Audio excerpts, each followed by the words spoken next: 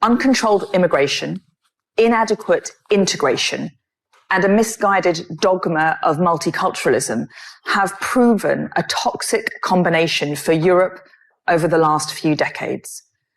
I'm not the first to point this out. In 2010, Angela Merkel gave a speech in which she acknowledged that multiculturalism had utterly failed. And then French President Nicolas Sarkozy and British Prime Minister David Cameron echoed similar sentiments shortly thereafter. Multiculturalism makes no demands of the incomer to integrate. It has failed because it allowed people to come to our society and live parallel lives in it. They could be in the society, but not of the society. And in extreme cases, they could pursue lives aimed at undermining the stability and threatening the security of our society. That was British Home Secretary Suella Braverman. She recently gave an audience in Washington more than it bargained for in a recent speech. It was a wake-up call on the social and cultural damage being caused by unchecked immigration in Europe.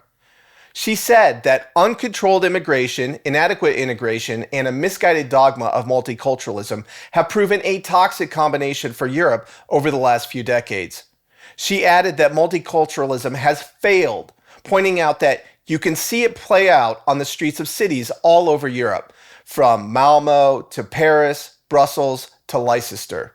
She noted that immigration has been, quote, too much, too quick, with too little thought given to integration and the impact on social cohesion, unquote. Braverman said uncontrolled and illegal migration is an, quote, existential challenge for the political and cultural institutions of the West, unquote.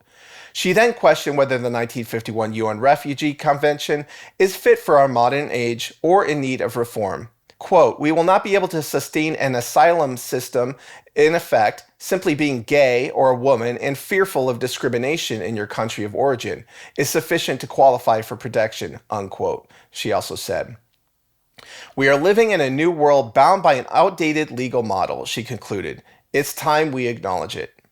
Europe is now in a state of massive decline, with a stalemated war on its eastern front and energy shocks throughout the continent, and in battle for the freedoms that have been pillars of Western civilization for centuries. Braverman's remarks are a refreshing dose of sanity for a continent that has blindly pursued diversity at all costs, even at the expense of its own values and culture.